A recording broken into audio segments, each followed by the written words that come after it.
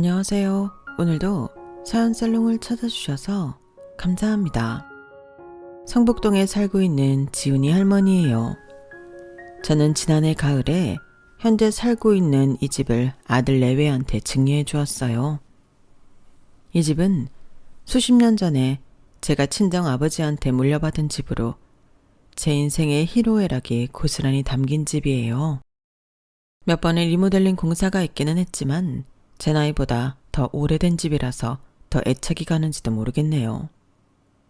믿어지지 않으시겠지만 한때 저는 이 집에서 식모살이를 했어요. 내 아버지 집에서 식모살이를 하다니 그게 무슨 말도 안 되는 소리냐고 하실지 모르겠지만 그건 정말 사실이에요. 거기에 얽힌 이야기를 하자면 3일 밤낮을 세워도 모자랄 거예요. 그리고 최대한 간단히 추려서 사연으로 보내려고 해요. 너무 오래된 일이라서 제 기억이 가물가물한 것도 있고 제 기억이 조금 왜곡된 부분도 있겠지만 아무쪼록 잘 들어주셨으면 합니다. 제가 태어났을 때 제 곁에는 아버지가 없었어요. 저는 어머니랑 단둘이 살았거든요. 어머니 외에 가족이라고 부를 만한 사람은 주인집 할머니뿐이었어요. 주인집 할머니는 미군 부대에서 나오는 미제 물건을 떼어다가 집집마다 돌아다니며 파는 일을 하셨는데 당시엔 이런 사람을 미제 아줌마라고 부르곤 했답니다. 지금이야 수입이 자율화돼서 시중에서 수입품을 구하는 게 쉽기도 하고 개인이 인터넷을 통해 해외 상품을 직접 구매도 할 수 있지만 예전에는 그럴 수가 없었어요. 수입품, 특히 미국 제품을 구하려면 미군 부대 물건을 뒤로 빼내서 사고 파는 수밖에 없었거든요. 그래서 동네마다 미제 파는 아줌마들이 한둘은 꼭 있었어요. 특히나 부잣집 사모님들한테는 고정적으로 집에 물건을 대주는 미제 아줌마가 있기도 했고요. 저희 친할머니도 부잣집 사모님답게 평소 거래하는 미제 아줌마가 있었는데 그 사람이 바로 저희 주인집 할머니였어요. 저희 어머니와 주인집 할머니가 만나게 된 거는 어머니가 저를 뱃속에 가지고 있을 때였어요. 당시 주인집 할머니는 저희 친가에 고정적으로 물건을 대고 있었는데 그날도 물건을 팔러 갔다가 우연히 저희 어머니랑 마주치게 되었어요. 그때 저희 어머니는 아빠와 헤어진 상태였는데 뒤늦게 임신 사실을 알고 시댁에 찾아갔어요. 하지만 저희 할머니는 뱃속에 있는 아이가 정말 자신의 아들 자식인지 확인할 수 없다는 이유로 어머니와 저를 받아주지 않았어요. 오히려 아이를 떼라고 겁박을 하셨죠. 그 말에 어머니는 겁을 집어먹고 그대로 도망치셨어요. 그때 주인집 할머니가 집도 돈도 없던 엄마한테 도움의 손길을 내밀어 주셨어요. 살 곳이 없는 제 어머니께 방을 내주시고 제가 세상에 태어난 뒤로는 손녀딸처럼 키워주셨어요.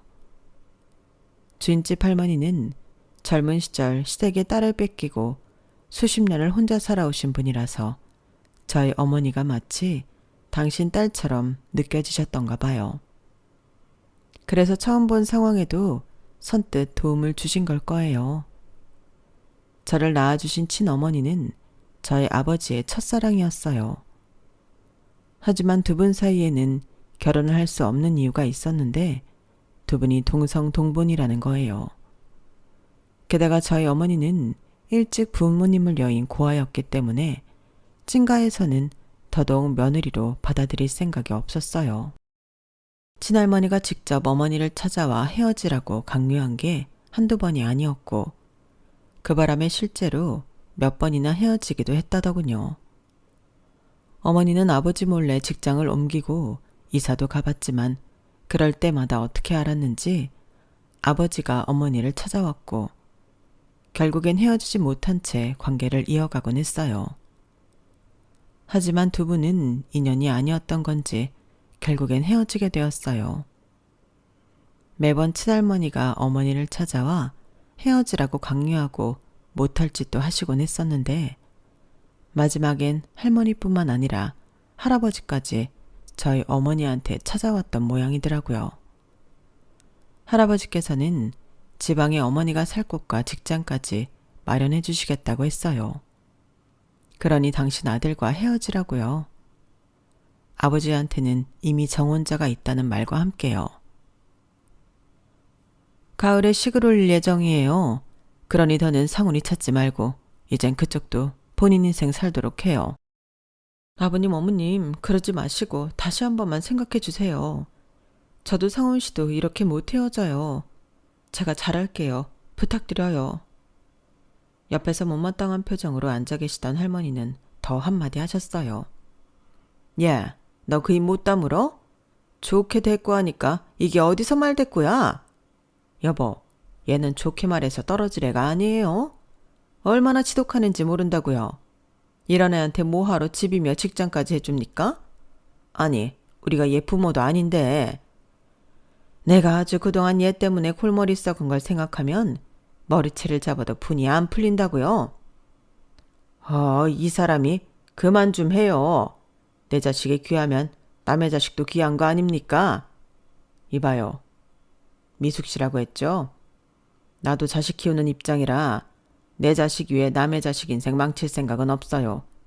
우리 애랑 헤어지라는 건 그쪽 미워서가 아닙니다. 동성동본만 아니라면 이렇게까지 하지도 않을 겁니다. 상훈이를 위해서도 그쪽을 위해서도 헤어지는 게 맞아요. 내가 신 사장한테 얘기 잘 해놨으니 새로운 곳에 가서 좋은 사람 만나 본인 인생 살아갈 생각하세요. 이렇게까지 나오자 어머니도 더는 고집을 부릴 수가 없었어요. 이미 결혼이 정해진 상대가 있다는데 어머니가 고집을 부려봤자 달라질 게 없다는 걸 알았으니까요. 그렇게 어머니는 할아버지 말씀대로 할아버지가 구해주신 집과 직장이 있는 지방도시로 떠났어요. 어머니가 떠나고 한동안 아버지는 저희 어머니를 찾아 서울 시내를 찾아 나섰다더군요. 하지만 이번만큼은 쉽게 찾을 수가 없었어요. 어머니 친구들과 직장 동료들 모두 저희 어머니 소식을 모르고 있었으니까요. 몇 달을 그렇게 어머니를 찾아다니던 아버지는 부모님 성화에 못 이겨 결국 그해 가을 맞선을 본 상대와 결혼을 하기로 했어요. 그런데 아버지의 결혼식을 몇 주 남기고 사건이 벌어진 거예요. 어머니가 저를 임신한 거였죠. 아버지와 헤어질 때까지도 그 사실을 모르고 있다가 뒤늦게 임신 사실을 알게 된 거였어요. 아버지를 위해서 떠날 결심을 했던 어머니였지만 뱃속에서 자라고 있는 저를 생각하면 이대로 떠나 있을 수만은 없었어요. 그래서 본가로 찾아갔는데 매몰차게 문전박대를 당하게 되었죠. 그때 마침 저희 본가로 물건을 팔러 들어가던 주인집 할머니를 발견했고 어머니는 주인집 할머니 편에 임신 사실을 할머니께 전했어요. 그러자 바로 할머니께서 밖으로 나오셨다더군요. 너 그게 사실이야? 뱃속의 아이, 우리 상훈이 애가 맞냐고. 네, 확실해요. 저 어머님, 이제 와서 이런 말씀 드리는 게 너무 늦은 건 알지만 저 좀 받아주시면 안 될까요? 우리 아기 아버지 없는 애로 키울 수는 없잖아요. 그걸 말이라고 하니? 결혼식이 코앞인데 내 아들 인생 망치려고 작정했어? 내가 이럴 때가 아니지. 너 나랑 병원에 좀 가자. 가서 애부터 떼고 얘기하자고. 태어나봤자 환영 못 받을 애 아니니. 우리 좋자고 그러는 거 아니다. 너한테도 그게 없는 게 나아. 결혼도 안 한 처녀가 애까지 딸려있으면 어디 시집이나 가겠니? 그러니 나랑 가서 애부터 지우자고. 그 말에 어머니는 기겁을 하곤 골목을 내달렸어요. 하지만 얼마 가지도 못하고 현기증에 주저앉고 말았죠. 그런 어머니를 일으켜 세운 건 다름 아닌 주인집 할머니였어요. 앞서 말씀드린 것처럼 저희 친할머니한테 물건을 팔러 갔다가 우연히 저희 어머니 사정을 듣고는 따라온 거였어요. 그게 인연이 돼서 어머니는 주인집 할머니 집에 새들어 살게 되었어요. 저를 낳으려면 옆에서 도와주는 사람이 필요했는데 주인집 할머니께서 도와주시겠다고 하셨거든요. 그렇게 그 집에서 어머니는 저를 낳았어요. 그리고 이거는 나중에 주인집 할머니를 통해 들어서 안예 사실인데, 제가 100일이 되었을 때쯤 어머니가 저를 안고 본가로 간 적이 있었대요. 하필 그때 아버지는 지방 출장 중이라 어머니가 온 것도 제가 태어난 것도 알지 못했어요. 친할머니는 며느리한테 제 존재가 들킬까봐 어머니를 문전박대하려고 했는데, 정주예요. 우리 아기 이름 눈도 커도 상훈 씨를 꼭 닮았어요. 혈액형도 똑같고요. 상훈 씨 애가 확실하다는 증거예요. 제 혈액형이 아버지와 같다는 말을 들은 할머니는 그제야 대문을 열어주셨어요. 그리곤 버선발로 달려나오셨죠. 병원에서 그러든? 우리 상훈이랑 같은 혈액형이라고? 네, 희귀한 혈액형이라서 의사 선생님도 놀라시더라고요. 그래, 알았다. 네 말을 믿으마. 니들 모녀가 먹고 살 길은 내가 열어줄 테니 이 아이는 건강하게 키워야 한다. 너 지금 미제장수 집에서 살고 있다고 했지? 때를 봐서 내가 부를 테니 그때까지 입단속 잘하고 있어라. 매달 생활비는 내가 미제장수 편에 보낼 테니까 그렇게 알고. 피가 귀한 아이니 다치지 않게 잘 키워야 한다. 그 말에 어머니는 마치 하늘에서 동아줄이라도 내려온 것처럼 믿음을 갖게 되었어요. 그리고는 제가 젖을 뗄 무렵부터는 다시 일을 시작하셨어요. 본가에서 보내주는 돈도 있었지만 어떻게든 어머니 손으로 벌어서 저를 키우고 싶으셨나 봐요. 어머니가 출근하면 주인집 할머니께서 저를 돌봐주셨어요. 동네에서는 제가 주인집 할머니 손녀인 줄 알 정도로 할머니는 저를 무척이나 아껴주셨어요. 특히나 제가 넘어져서 다치지 않을까 늘 노심초사하셨는데, 그럴 때마다 제게 이런 말을 하셨어요. 정주야, 뛰지 마라. 넌 피가 귀한 아이라서 다치면 안 돼. 그때는 그 말 뜻을 잘 몰랐는데 나중에서야 제 혈액형이 무척이나 희귀한 혈액형이라서 수혈을 받을 수 없다는 걸 알고는 어머니와 주인집 할머니가 왜 그렇게 저를 과잉보호했는지 알 것 같았어요. 저한테는 비록 아버지는 없었지만 그래도 어머니와 주인집 할머니 사이에서 꽤 사랑을 받고 자랄 수 있었어요. 하지만 어머님은 그렇지 않았던 모양이에요. 제가 국민학교에 들어가던 무렵부터 어머니가 변하기 시작했거든요. 밤마다 저 몰래 술을 마시며 울기도 하고 가끔은 정신이 나간 사람처럼 멍하게 앉아있기도 했어요. 그런 일은 점점 잦아졌고 여름방학 무렵부터는 상태가 전보다 더 심해져서 멀쩡한 날보다 술에 취해 있거나 정신이 나가 있는 날이 더 많아졌어요. 알고 보니 그때 어머니가 갑자기 변했던 건 갑작스런 친할머니의 죽음 때문이었더라고요. 기다리면 언제고 다시 불러주겠다고 했던 친할머니께서 갑자기 세상을 떠나시는 바람에 철석같이 믿고 있던 약속은 하루아침에 부도수표가 되어버린 셈이었으니까요. 어머니는 신락 같은 희망이 사라졌다는 사실에 더는 삶의 희망을 가질 수 없었을 거예요. 때로는 절망이 총이나 칼보다 사람에게 더 큰 상처를 주기 마련이니까요.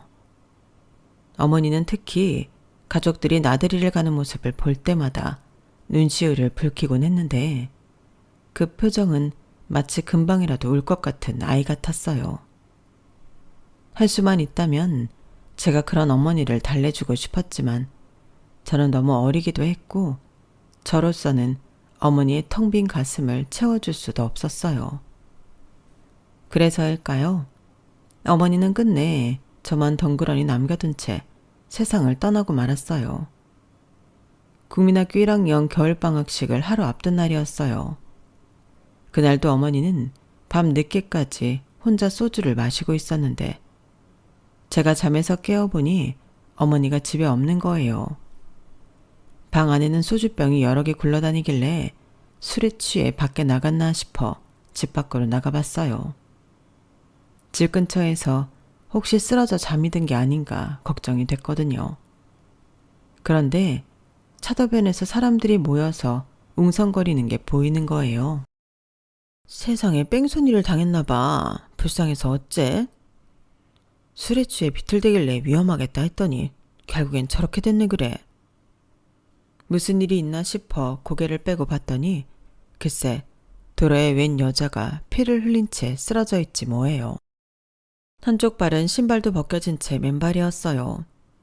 그런데 발등에 나 있는 상처를 보자 정신이 확 들더라고요. 저희 어머니 발등에도 저거랑 똑같은 상처가 있거든요. 그래서 다가가 봤는데 세상에 우리 어머니더라고요. 그날 사고로 하루아침에 어머니를 잃은 저는 어머니 잃은 슬픔과 동시에 앞으로 어떻게 살아야 할지 막막하기만 했어요. 학교는 다닐 수 있을까? 그보다 집세는? 밥은? 이기적이라고 할지 모르겠지만 현실적인 문제를 생각하지 않을 수 없었어요.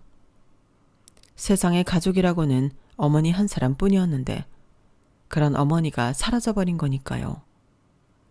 가족도 없고 연락이 닿는 친척도 없던 탓에 따로 장례식은 치르지 않았어요. 화장한 뼈가루를 주인집 할머니와 함께 강가에 뿌려주는 걸로 어머니의 장례식을 가름했거든요.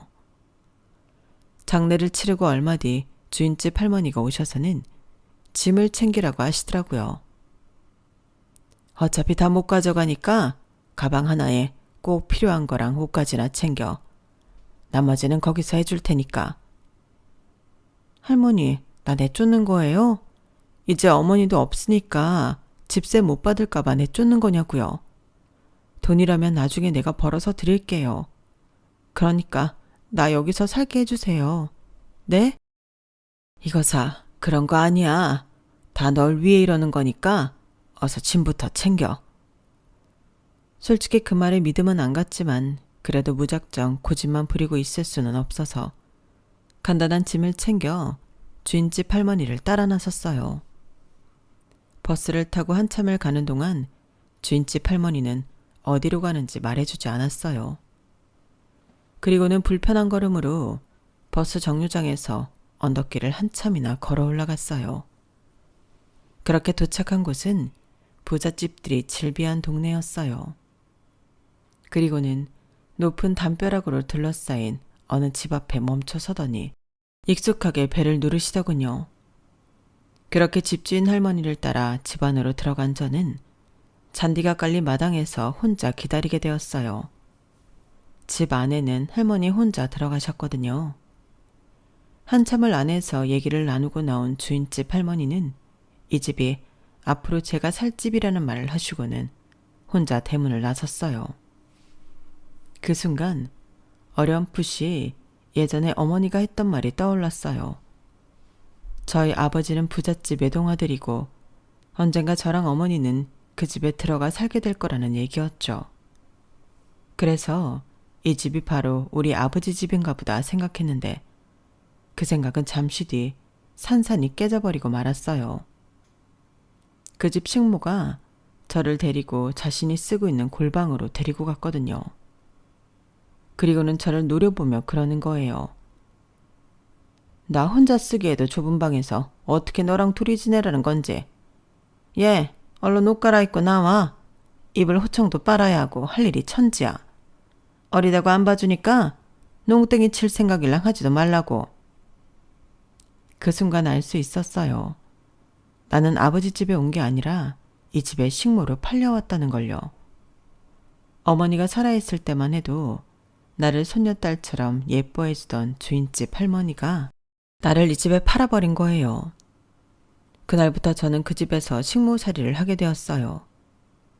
한겨울에도 찬물에 걸레를 빨아 바닥을 닦아야 했고 부엌에서 일하는 식모 언니들 심부름부터 주인 아저씨 구두를 닦는 일까지 도맡아 해야 했어요. 그나마 다행이라면 사장님이 학교는 보내주셨다는 거였어요. 사람은 배워야 하는 거다. 그래야 지금보다 더 나은 사람이 되지 않겠니? 그 어린 나이에 무슨 일을 할 수 있을지는 모르겠지만 일단 학교는 보내줄 테니 일은 공부 끝나고 와서 하는 걸로 해라. 사장님 덕분에 다시는 돌아갈 수 없을 줄 알았던 학교에도 다니게 돼서 얼마나 다행이었나 몰라요. 물론 학교에서 파하면 바로 집으로 달려와 집안일을 해야 했지만요. 이런 특별 대접 때문이었을까요? 식모 언니들은 틈만 나면 사장님 눈을 피해 저를 괴롭히기도 하고 심부름도 많이 시켰어요. 고달픈 생활이 이어졌지만 그래도 지내다 보니 그리 나쁜 일만 있는 건 아니라는 생각이 들었어요. 그건 바로 사장님 때문이었죠. 사장님은 사모님한테는 무척 쌀쌀하게 대하는 분이셨지만 희한하게도 저한테만큼은 무척이나 따뜻한 분이셨어요. 제가 쓸 공책과 연필도 사다 주시고 가끔은 다른 식모들 몰래 샌베 과자랑 팥빵도 사다 주시곤 했어요. 많이 먹어야 무럭무럭 자라지. 요즘은 누가 괴롭히는 사람은 없니? 너만 학교 보내준다고 욕하고 때리는 식모들이 없느냐 말이다. 네, 없어요. 지난번에 사장님께서 혼내주신 이후로 아무도 저를 괴롭히지 않아요. 감사합니다. 그래, 혹시라도 누가 널 괴롭히거든 나한테 말해라. 콩알 만한 게 혼낼 데가 어딨다고들 그러는지. 사장님은 저를 공부도 시켜주시고 철마다 옷도 사주셨어요. 아주 가끔은 제가 학교에 갈 때 학교까지 차를 태워주시기도 했어요. 사장님 차에서 내려 교문으로 들어가면 아이들이 달려나와 너희 아빠냐고 묻곤 했는데 사실 몇 번은 그렇다고 대답한 적도 있어요. 어릴 땐 사장님이 저희 아빠였으면 좋겠다는 생각을 늘 하고 살았거든요. 제가 사장님을 인생의 은인처럼 생각하는 것과는 달리 제게는 절대로 용서할 수 없는 사람도 있었어요. 그건 바로 주인집 할머니였어요. 어머니가 살아계실 때만 해도 나를 소녀딸처럼 챙기던 사람이 어머니가 죽자마자 저를 남의 집 식모로 팔아버렸잖아요. 그동안 믿고 따랐던 거에 대한 일종의 배신감이 들어서 할머니를 떠올릴 때마다 이를 악물게 되었어요. 그 덕분에 고된 집안일로 이겨낼 수 있었지만요. 집안일이 익숙해지고 이곳 생활이 버틸만 하다고 느끼는 사이 저는 고등학생이 되었어요. 솔직히 저는 사장님이 저를 고등학교까지 보내주실 줄은 몰랐어요. 그건 같이 일하는 식모들도 마찬가지였어요. 집에서 부리는 식모를 고등학교까지 보내주는 주인이 몇이나 되겠어요. 게다가 저는 학교에 다닌다는 이유로 다른 식모들보다 일도 적게 하는데 고등학교까지 보내준다고 하니까 이해가 안 갔어요. 그래서 하루는 사장님께 직접 물었더니 저를 물끄러미 바라보시면서 그러시더라고요. 정주 너를 볼 때마다 네가 남 같지 않다는 생각이 들곤 한단다. 내가 아는 누군가를 닮은 것도 같고 어느 면에선 나를 닮은 것도 같고 말이야. 그럴 리가 없는데 참 이상하다니까. 그래서 그런가 가끔씩 내가 네 부모라면 어떤 기분일까 하는 생각이 들곤 해.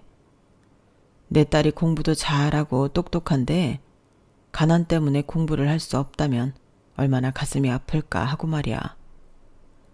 비록 지금은 남의 집에서 식모살이를 하고 있지만 너라고 평생 이렇게 살아야 하는 건 아니야.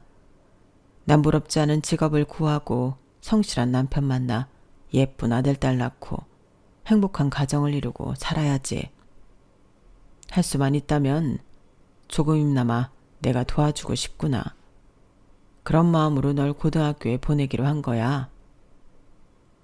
사장님 말씀을 듣다 보니 뭉클했어요.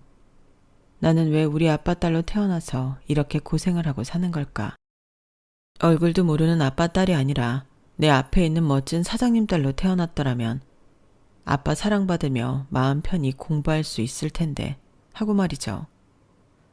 그러면서 한편으로는 저를 딸처럼 바라보는 사장님이 안쓰럽기도 했어요. 사장님 내에는 돈도 많고 부족한 게 하나도 없는 부부였지만 딱 하나 자식이 없었거든요.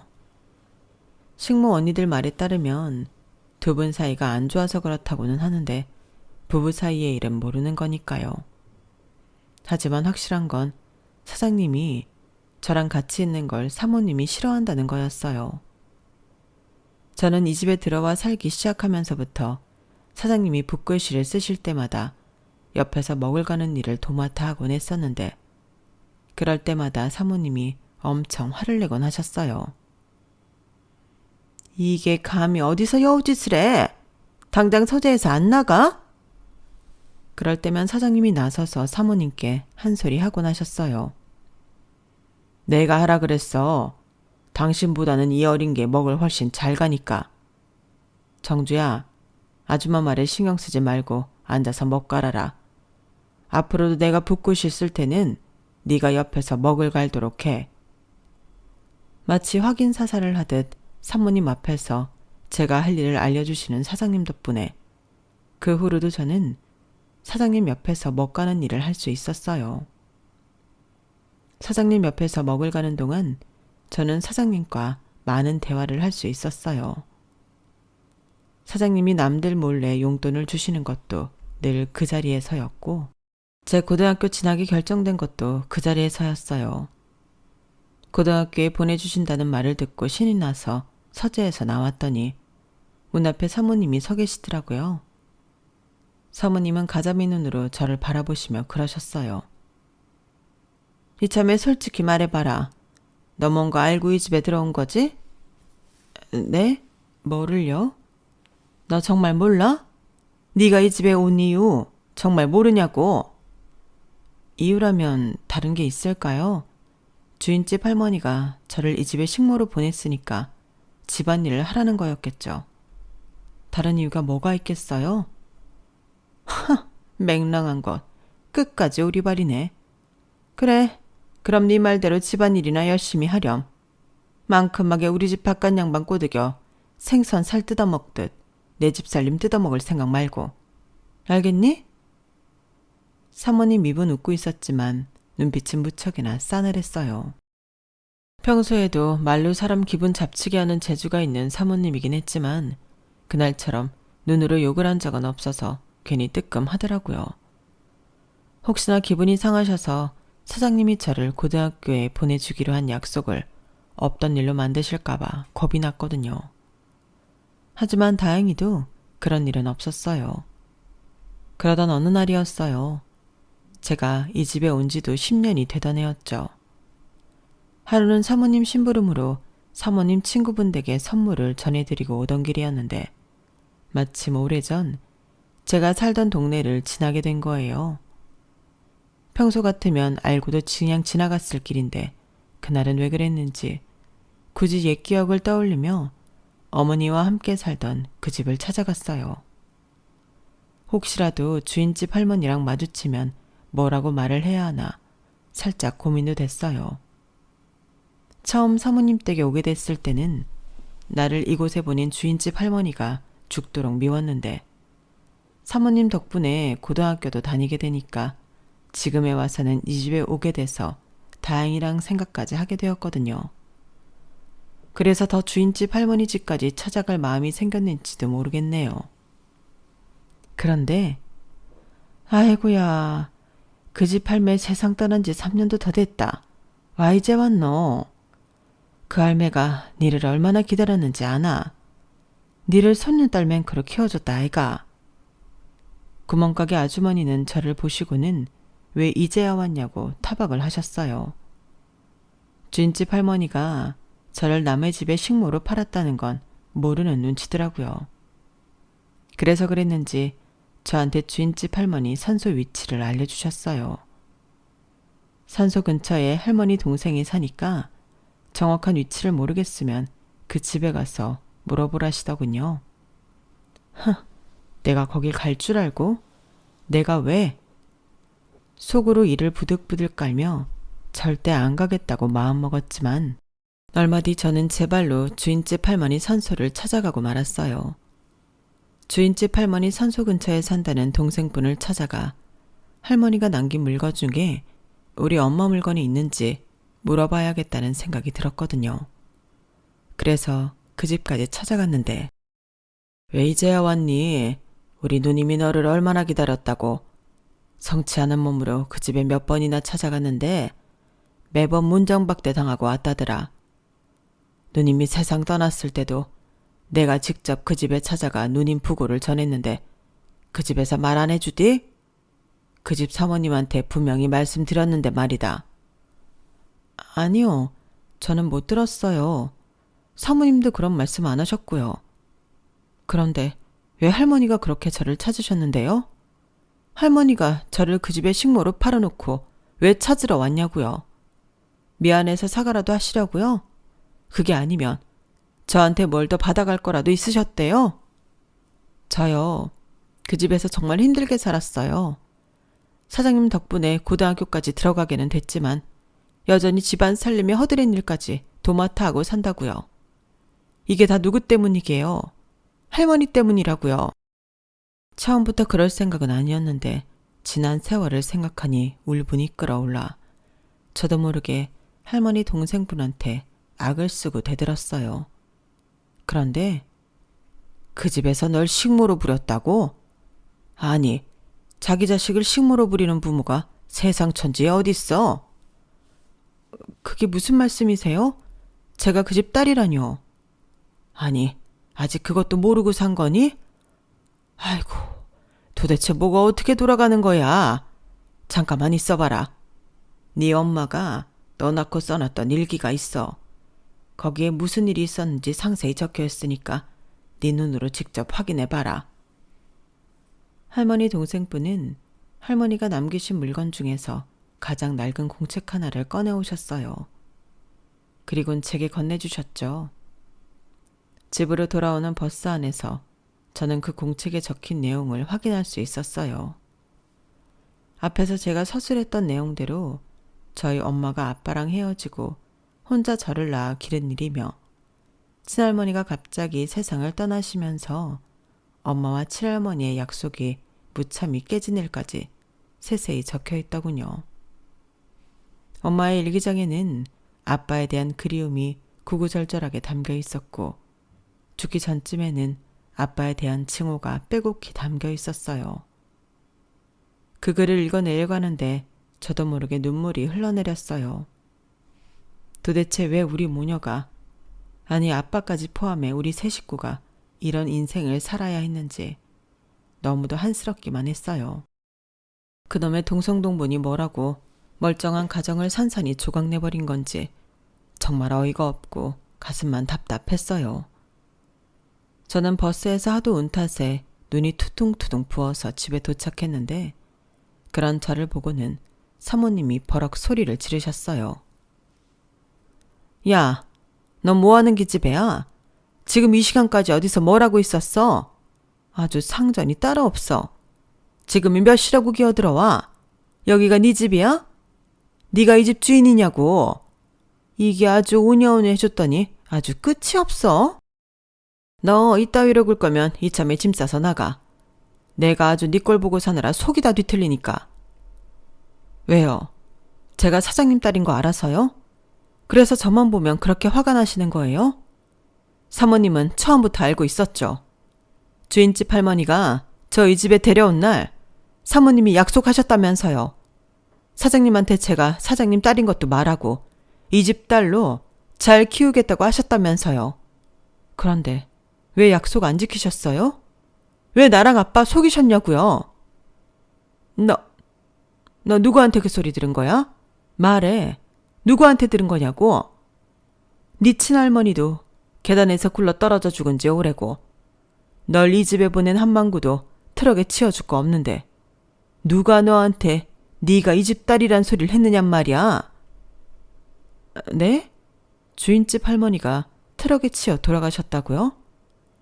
할머니 동생뿐 말로는 어떤 차에 치였는지도 모르겠고 그저 뺑소리를 당했다는 것밖에 모른다고 그러던데 트럭에 치였다는 걸 사모님이 어떻게 아세요? 설마 사모님이 시킨 거예요? 내가 사장님 딸인 거 감추려고 주인집 할머니를 죽인 거냐고요?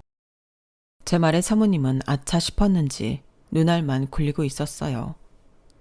그러더니 이내 저를 달래는 듯한 목소리로 그러시더군요. 얘 정주야, 지금 그게 뭐가 중요하니? 어차피 나이든 노인네 트럭에 치여 죽든 버스에 치여 죽든 뭐가 그렇게 중요해? 안 그러니? 중요한 건 산 사람은 살아야 한다는 거 아니겠어? 그래, 내가 뭘 해주면 되겠니? 너 대학 보내주랴? 네 앞으로 땅이라도 사줘? 그러면 입 다물고 조용히 살아줄 테니? 너 우리 집 양반한테 네가 친딸이라고 말해봤자 호적에도 못 오른다? 왠지 알아? 내가 그렇게 하도록 안 될 거니까. 이 집 안주인은 어디까지나 낮았니? 죽은 네 엄마는 첩도 뭐도 아니었어. 그러니까 쓸데없는 소리 나불대지 말고 내가 주는 떡이나 받아 먹어. 그러면 내가 네가 살 집도 마련해주고 네 대학도 보내주고 좋은 집으로 시집도 보내주마. 너 이 집에 있어봤자 이 집 딸로는 못해. 우리 집 양반이 그동안 식모로 부리던 널 딸로 받아줄 것 같아? 사람들 눈이 있는데 어림도 없지. 그러니 내 말 들어. 어때? 아줌마 말 들을 거지?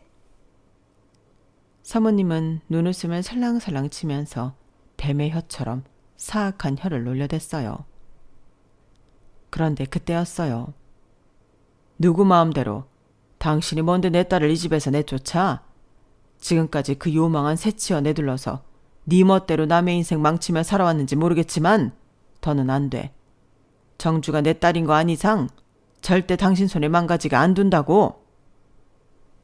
갑작스런 사장님의 등장에 사모님은 귀신을 본 것처럼 놀라서 바닥에 주저앉았어요. 그날 밤 두 분은 온 집안이 쩌렁쩌렁 울리도록 말싸움을 벌이셨어요. 그리고 다음 날 사모님은 경찰 조사를 받게 되었어요. 주인집 할머니가 뺑소니 트럭에 치여 세상을 떠나신 게 사모님과 연관이 있다는 사장님의 신고 때문이었죠. 사모님은 절대로 아니라고 부인하셨지만 얼마 뒤 증인이 나타나면서 사모님의 악행은 모조리 드러나고 말았어요. 증인은 사모님 차를 몰던 기사였는데 사모님이 사람을 써서 주인집 할머니가 당한 뺑소니 사고를 사주했다는 내용을 경찰서에서 증언했다고 하더군요. 결국 사모님은 실형을 살게 되었고 이혼까지 당하게 되었어요. 그리고 저는 사장님 호적에 오를 수 있게 되었죠. 이제는 호칭도 사장님이 아니라 아버지가 되었고요. 아버지는 저와 함께 제 어머니 유골을 뿌린 곳에 가서 한참을 우셨어요. 하루아침에 집에서 부리던 식모에서 부잣집 고명딸이 되어버린 저는 모든 게 다 변했어요. 일단 그동안 저를 괴롭혔던 식모들은 모두 내보냈고 제가 그 집에서 식모 생활을 했다는 사실을 모르는 가정부를 새로 들였어요. 뿐만 아니라 그동안 걸어서 다니던 학교도 기사가 딸린 차를 타고 다니게 되었죠. 저는 창문 하나 없는 골방에서 나와 성인 10명은 거뜬히 잘 수 있을 법한 커다란 방으로 옮겼어요. 그 방에서 난생 처음 푹신한 침대에서 잠을 자는데 눕자마자 스르륵 잠이 들어버려서 얼마나 놀랐나 몰라요. 저는 결혼 후에도 남편과 함께 그 집에서 아버지와 함께 살았어요. 가난한 고학생으로 제 과외 선생이었던 남편은 저희 아버지 도움을 받아 대학 공부를 마칠 수 있었고 변호사 시험에 합격해 몇 년 전에 은퇴하기 전까지 변호사 생활을 했어요. 제게는 애증의 산물이기도 한 그 집에서 우리 아들이 태어났고 아버지가 돌아가신 이후에는 우리 세 식구가 살다가 아들 녀석이 결혼한 뒤에는 집을 리모델링해서 아들 내외와 함께 살기 시작했어요. 제 아들이 그랬던 것처럼 그 집에서 손녀딸과 손자가 태어나서 지금은 대가족을 이루고 살고 있답니다. 제게 남모를 아픔을 준 이 집에서 저는 인생의 희로애락을 경험하며 살아왔어요. 그리고 앞으로는 내 아들이, 내 손주가 이 집에서 많은 일들을 겪으며 살아가게 되겠죠. 인생에는 고난도 있고 낙도 있다지만 그래도 내 자식들은 행복한 순간을 더 많이 누리고 살았으면 합니다. 지금까지 제 사연을 들어주셔서 감사합니다. 여러분들 하루하루가 보람되시기를 바라며 건강하세요. 여러분, 사연 댓글에 응원과 현명한 조언 부탁드려요. 좋아요와 구독은 저에게 큰 힘이 됩니다. 오늘도 좋은 일 가득하세요.